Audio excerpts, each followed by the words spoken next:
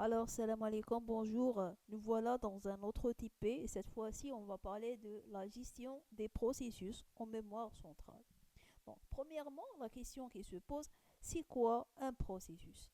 Donc, un processus, c'est un programme chargé en mémoire centrale.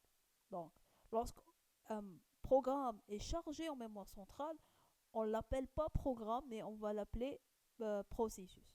Donc, un processus, donc on doit savoir que chaque processus a un processus père, qui est le processus qu'il a lancé. Donc, chaque processus est lancé par un autre processus, et le processus qui a lancé un processus, il s'appelle son père.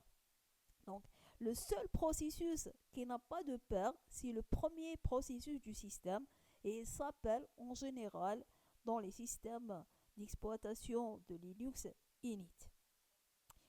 On doit savoir aussi que les processus sont identifiés d'une manière unique dans la mémoire centrale et ceci par un numéro qui s'appelle PID. Donc le PID qui veut dire Process Identificator, c'est un numéro qui identifie chaque processus d'une manière unique dans la mémoire centrale et on peut obtenir ce PID en utilisant la commande PS. Si on va afficher dans le terminal, la taper dans le terminal PS, elle va nous afficher tous les processus lancés par le terminal courant ainsi que leur PID.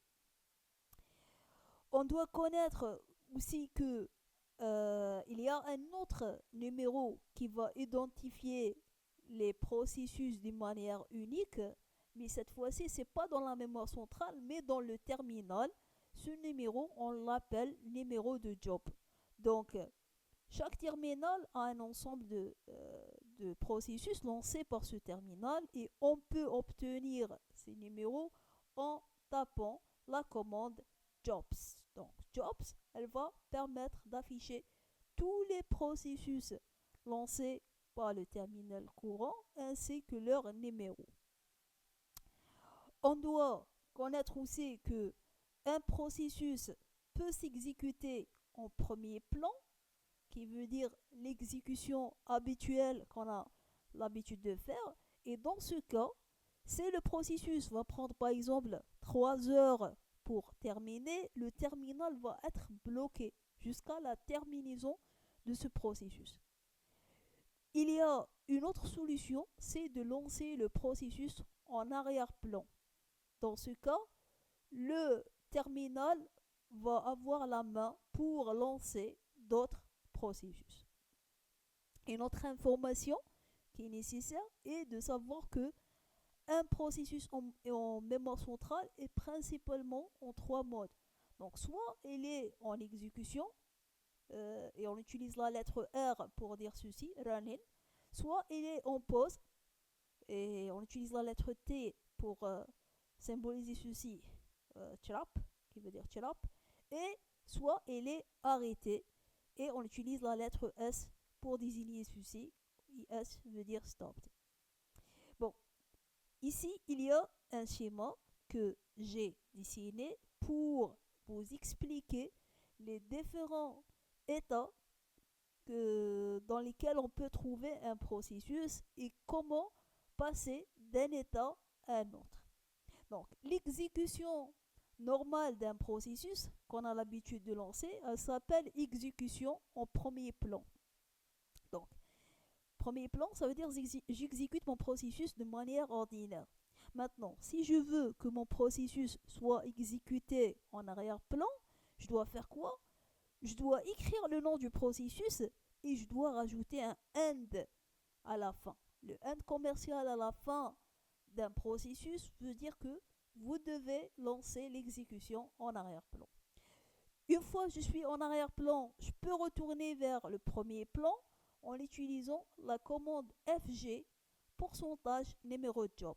FG, ça veut dire foreground, premier plan. Donc, je peux retourner vers le premier plan. Maintenant, si je suis en premier plan, je peux mettre mon processus en pause.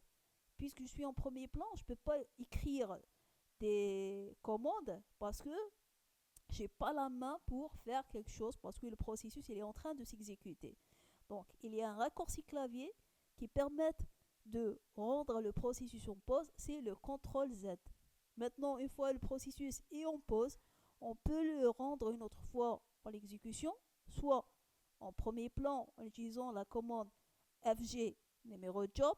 FG, je répète, ça veut dire foreground et numéro job pour spécifier quel processus je veux le rendre en premier plan. Soit en utilisant la commande BG pour dire background et je spécifie le numéro job. Comme ça, de la pause vers l'arrière-plan. Maintenant, un processus qui est en cours d'exécution, je peux l'arrêter. Arrêter un processus, ça veut dire qu'il doit libérer ses ressources et sortir de la mémoire centrale. Donc s'il est en exécution en premier plan, je vais cliquer sur CTRL-C et il va s'arrêter. Si le processus est en exécution en arrière-plan, et je dois taper la commande kill et de spécifier le PID de processus que je veux arrêter. Il y a aussi une autre commande qui permet d'arrêter ou de tuer plusieurs processus qui portent le même nom. Donc c'est la commande kill all et je précise le nom des processus que je veux tuer.